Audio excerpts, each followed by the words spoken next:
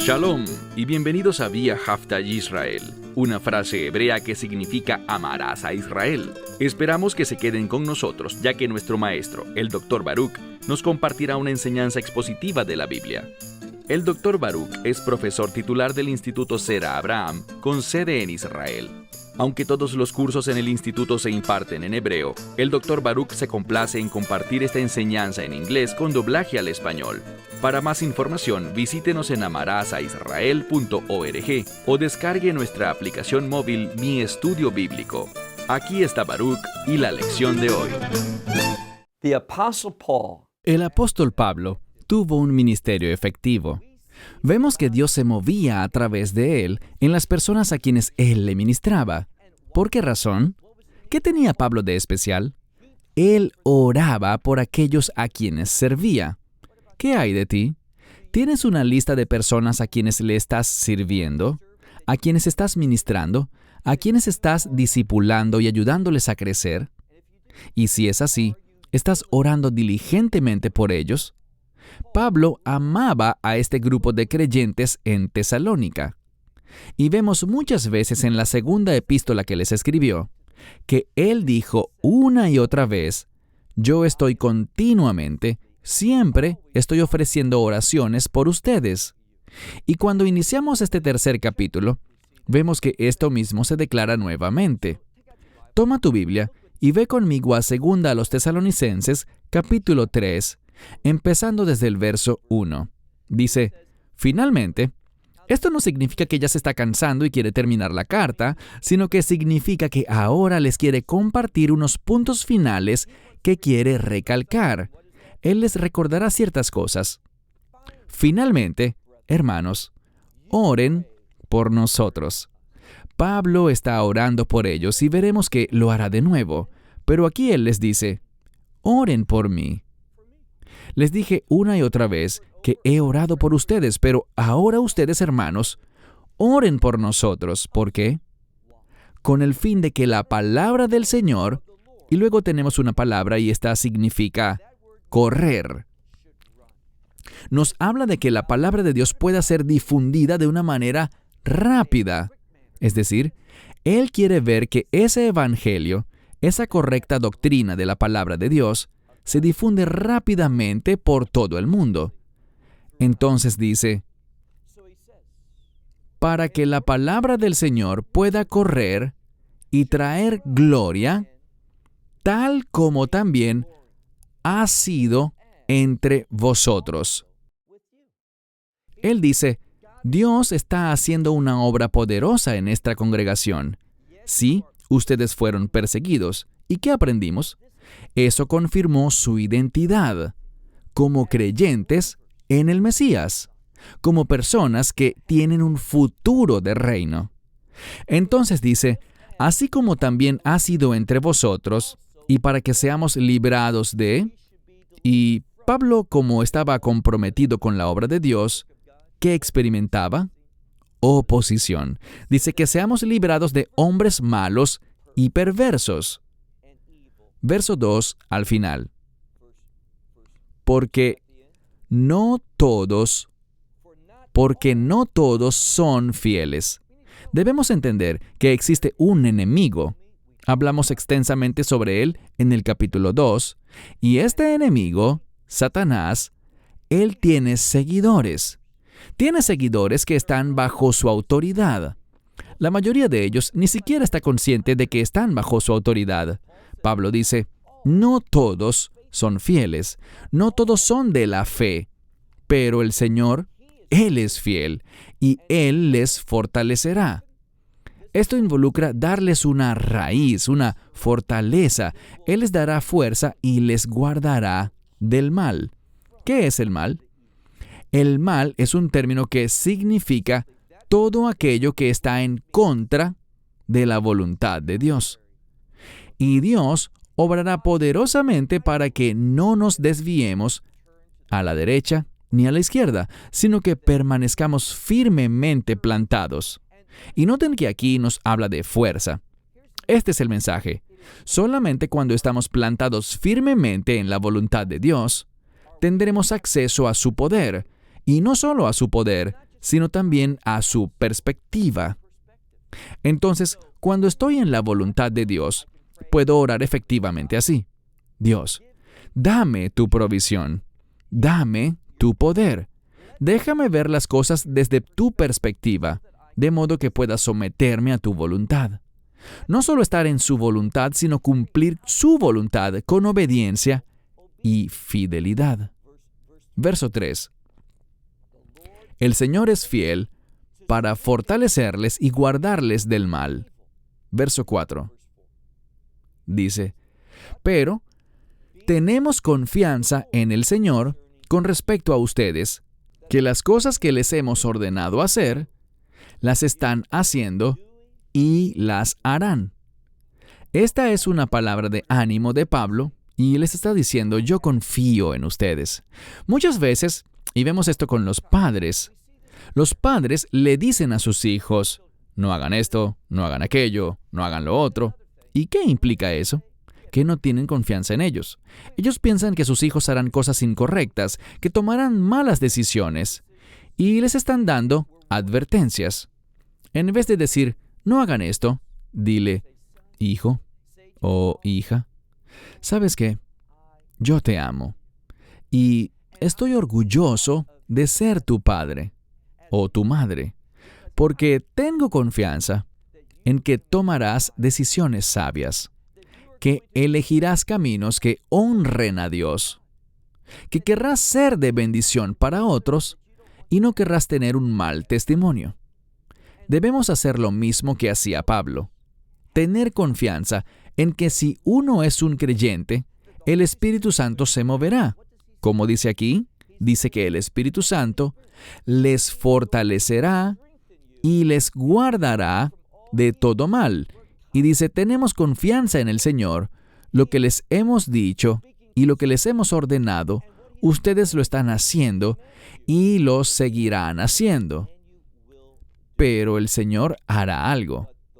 Él fortalecerá, literalmente dice, Él fortalecerá vuestro corazón en el amor de Dios para la obediencia, o mejor dicho, para la perseverancia del Mesías. Aprendan un principio muy importante.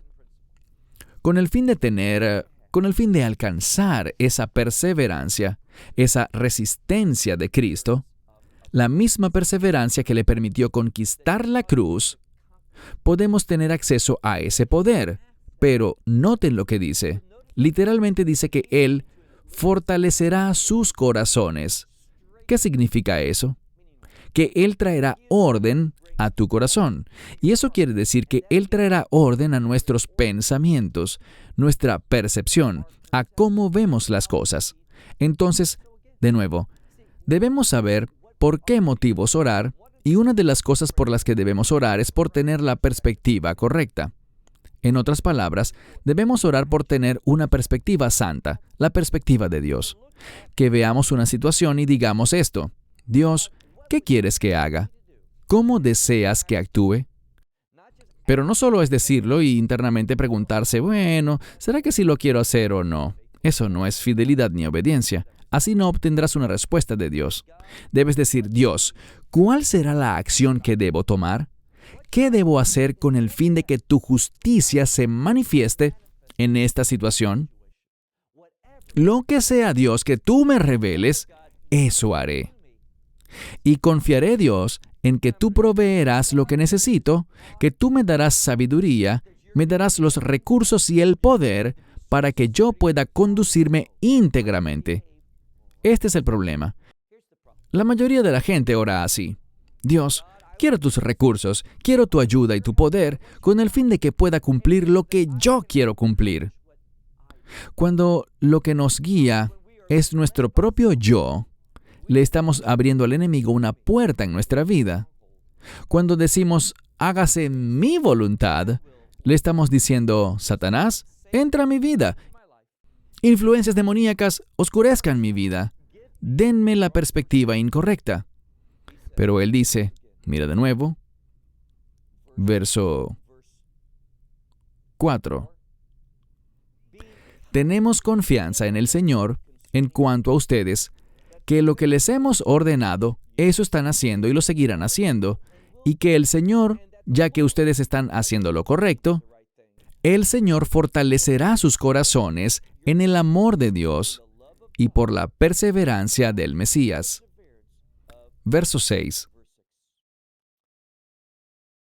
Y les ordenamos, hermanos, en el nombre de nuestro Señor, el Mesías Yeshua, para que su carácter sea nuestro carácter, y para que eso sea posible, a veces tendremos que tomar decisiones difíciles.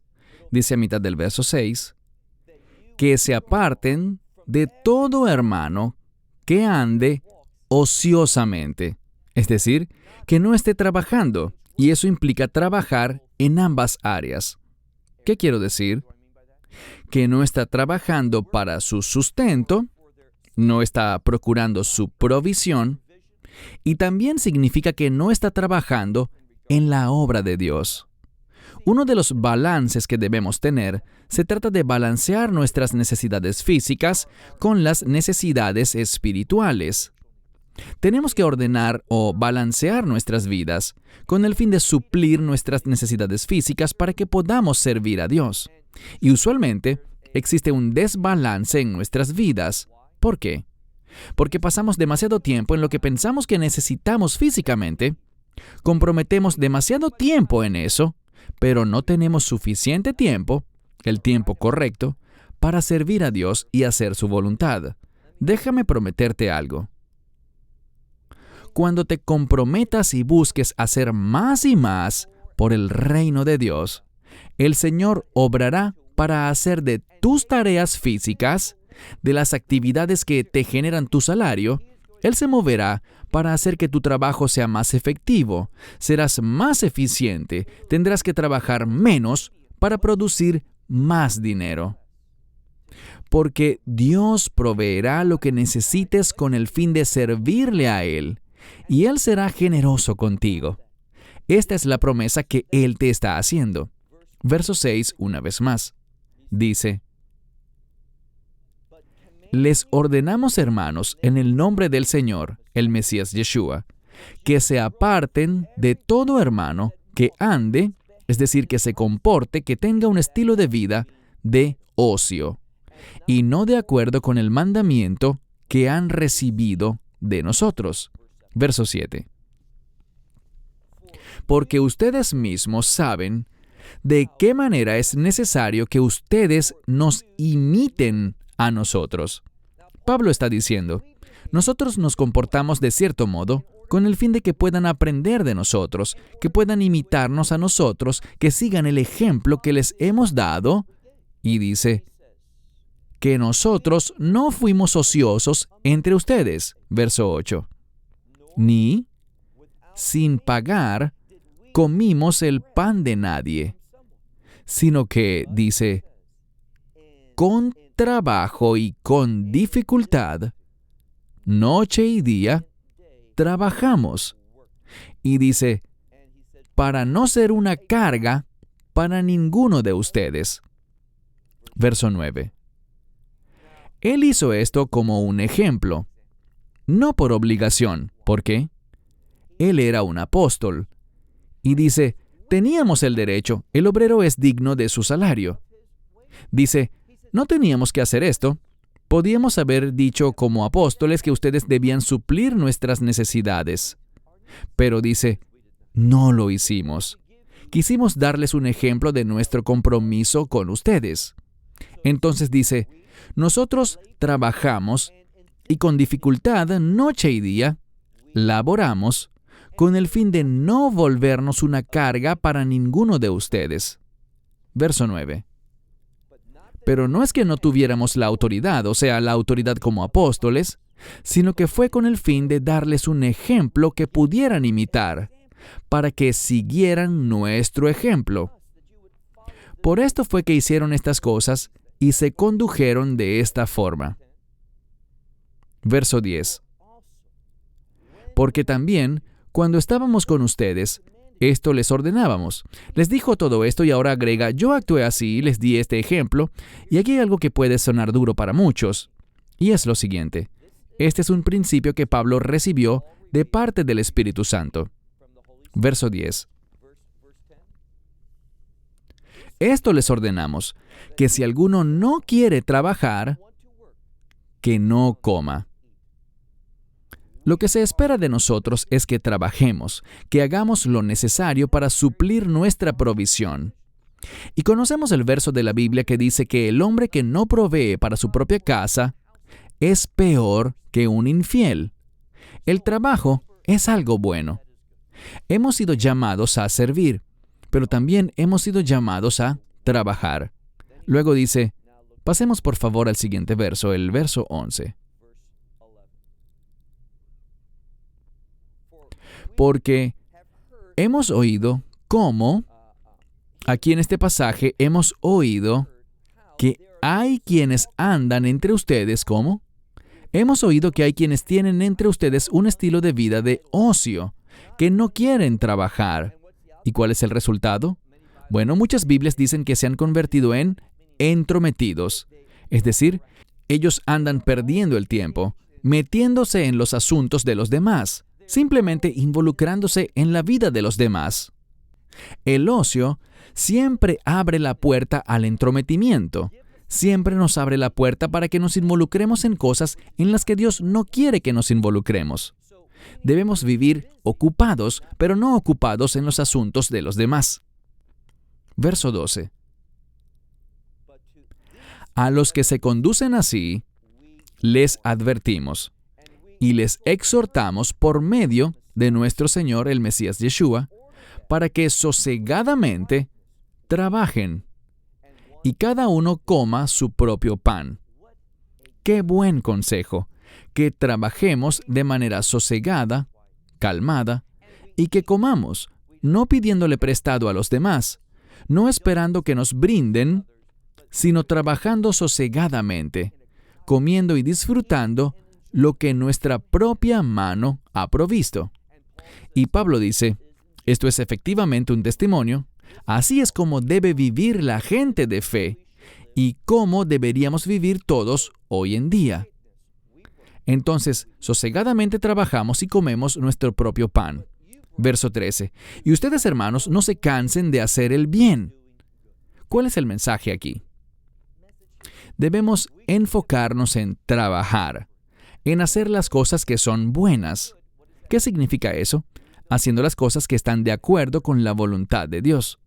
Haciendo las cosas que agradan a Dios. Por eso es que tenemos que aprender ese orden para la vida. Por eso es que Pablo se los demostró a ellos. Había un balance que él les mostró en cuanto al trabajo, pues él en ocasiones tuvo que trabajar hasta tarde en la noche o desde muy temprano en la mañana para poder cumplir fielmente con el llamado que Dios le había entregado. Entonces dice, no se cansen de hacer el bien. Verso 14. Pero si alguno no obedece nuestra palabra por medio de esta carta, dice aquí, señálenlo y no se asocien con él, con el fin de que él sea avergonzado. Habrán momentos en los que tendremos que comportarnos con un amor estricto. Habrán momentos en los que alguno no estará conduciéndose apropiadamente de acuerdo con la palabra y tendremos que tomar acciones, no asociarnos con él. Para algunas iglesias esto implica poner a esa persona fuera de la congregación, decirles, así no es como un miembro de nuestra iglesia debe conducir su vida, y no se asocian con él. Pero tengan mucho cuidado. Esto no lo hacemos con malas intenciones, sino que lo hacemos en amor. Dice, pero no lo consideren como un enemigo, sino que amonéstenlo como a un hermano. Estamos llegando a la conclusión de esta segunda epístola a los tesalonicenses, y Pablo siempre terminará con una palabra de ánimo. Él le hablará a esta congregación de su amor y del propósito que Dios quiere cumplir en este grupo. Ahora entonces leamos el versículo 16. Dice así, pero el Dios de paz, ¿qué significa eso? No piensen que Dios simplemente me llena de paz. No, aquí no se habla de paz en el sentido de facilidad, tranquilidad, sino hablando del Dios que obra de acuerdo con su voluntad. El Señor de paz, Él te dará paz en todas las cosas, por todos los medios.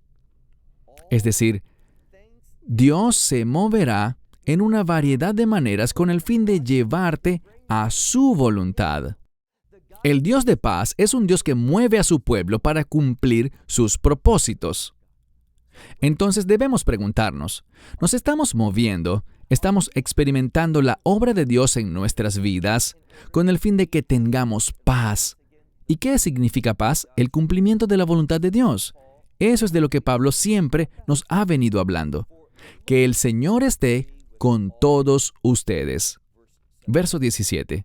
Ahora Pablo hará sus saludos de despedida. Dice, saludos, y por mi propia mano escribo yo, Pablo, que es una señal en todas mis cartas, esto les escribo. Él está concluyendo ahora esta carta. Probablemente él tenía algún secretario, algún discípulo, un varón creyente a quien Pablo dictaba esas cosas, y él las escribía. Pero cuando se trata del final, el final de la carta, Pablo directamente escribiría algo. Y esta era su señal, era su tradición, para que la gente pudiese ver la forma como él escribía. Sabemos por otra escritura que él escribía en ocasiones con letras muy grandes, de su propia mano, que manifestaba una condición particular que tenía Pablo físicamente. Entonces escribe, esta es la señal, o mi señal en toda carta, que así es como escribo. Verso 18, nuestro último verso. Termina, como dije, con un mensaje de ánimo. Dice, gracia de nuestro Señor Yeshua, el Mesías, con ustedes, amén. Con todos ustedes, amén. No creo que sea por accidente que el apóstol Pablo iniciara esta epístola y cerrara esta epístola, y muchas veces a lo largo de la epístola mencionara la gracia. Ahora, la gracia nos da libertad, no una libertad para hacer nuestra voluntad. Eso no es gracia en lo absoluto. Y desafortunadamente, muchas personas andan enseñando cosas sobre la gracia que no son bíblicamente correctas. Como he dicho una y otra vez, la gracia tiene un propósito que va más allá de la salvación. La gracia produce en la vida de una persona una conformación a la voluntad de Dios y, oye bien, al carácter de Dios. Cuando recibo la gracia de Dios, ¿cuál será el resultado? Dios obrará en mi vida. Dios producirá un cambio mediante el cual yo dejo de ser quien era y me empiezo a parecer más y más a Él. ¿De quién escuchamos esto? De Juan el Bautista. Todos conocemos el verso cuando Jesús habló sobre Juan y dijo, entre todo nacido de mujer, nadie, es decir, de manera natural, nadie fue más grande que Juan. Vaya afirmación. Piensen en todos los profetas, en Moisés y en los demás, en Abraham. Él señaló a Juan, y debemos preguntarnos qué es lo que tenía Juan que le agradó tanto a Yeshua. ¿Qué será? Que él dijo, yo debo menguar para que él pueda crecer. Él debe aumentar. ¿Estás orando así? ¿Y qué significa eso de que nosotros menguemos? Que mis deseos, mi voluntad, mis objetivos, lo que me complace en este mundo, todo eso debe disminuir. De hecho, lo que deberíamos decir es que todo eso debe ser clavado a la cruz. Son esas cosas, mis planes, mis deseos, lo que realmente constituyó la base de la cruz. Porque piensen en el jardín del Edén. Fue Eva, quien dijo, este fruto se ve bueno ante mis ojos. Ella consideró que era bueno para sus propósitos, para lo que ella quería hacer, y eso produjo la muerte. Desató en este mundo todo lo que genera problemas, sufrimiento, enfermedad, violencia, crimen y muerte. Fue un portal abierto al desastre. Pero lo que debemos afirmar es lo siguiente. Debemos decir, por mi propia cuenta, lo que yo quiero, lo que me parece bueno, generará un desastre en mi vida. Solamente cuando me vuelvo a la revelación de Dios, solamente cuando baso mi vida en este libro, cuando recibo su contenido como la verdad celestial, solo cuando me someto a esto, es que el orden de Dios empezará a manifestarse a sí mismo en mi vida. ¿Y qué me permitirá hacer tal declaración y ver el poder que contiene? La gracia de Dios. La gracia de Dios nos da la libertad para cumplir la voluntad de Dios. Y les daré un ejemplo final de esto. Piensen en el éxodo de Egipto. En el judaísmo hay muchos días festivos, pero de todos siempre recordamos el éxodo de Egipto. ¿Por qué? Porque es fundamental. ¿Y qué aprendimos con el éxodo de Egipto? Que la redención vino primero. La redención produce libertad, produce plena libertad en nuestra vida. ¿Pero con qué propósito? Libertad para ir y adorar a Dios en ese desierto y en última instancia, para poder llegar al monte Sinaí, donde Dios nos da sus instrucciones. Y Dios quiere moverse poderosamente entre los hijos de Israel, para equiparles para que sean fieles y cumplan obedientemente estas instrucciones. Pero Israel lo rechazó. Israel se mantuvo a distancia. ¿Qué hay de ti? En cuanto a la voluntad de Dios, ¿te estás acercando? En cuanto a los mandamientos de Dios, ¿estás diciendo, estas son las expectativas de Dios para mi vida? Estas son las herramientas de Dios, la verdad de Dios en cuanto a la justicia, que cuando las aplico y las implemento en mi vida, me permitirán entender la justicia de Dios y no solo entenderla, sino llevarla a cabo para vivir íntegramente. ¿Por qué? Pues cerraré como cierro muchos de mis mensajes en este sentido. Vivir íntegramente produce la gloria de Dios, y para esto fue que la humanidad fue creada. Cuando dice en Génesis que fuimos creados a imagen de Dios, no significa que nos parezcamos físicamente a Dios, sino que se supone que reflejemos su carácter, que seamos como Él, y eso solo se puede hacer por la redención que viene por la sangre del Mesías. Solo por ella tenemos el potencial de hacer justo eso, comportarnos en obediencia a los propósitos de Dios, manifestando justicia y siendo un instrumento que revela su gloria. Esperamos que te hayas edificado con el mensaje de hoy y lo compartas con otros. Te invitamos a seguir nuestros estudios cada semana por este canal y por el portal de YouTube de Amarás a Israel. También puedes descargar nuestra aplicación móvil gratuita, Mi Estudio Bíblico. Finalmente, para obtener más información sobre nosotros, visita nuestra web amarasaisrael.org, donde encontrarás otras conferencias de Baruch en audio, video y texto. Hasta el próximo programa. Que el Señor te bendiga en Yeshua HaMashiach, Jesús el Mesías, mientras caminas con Él. Shalom desde Israel.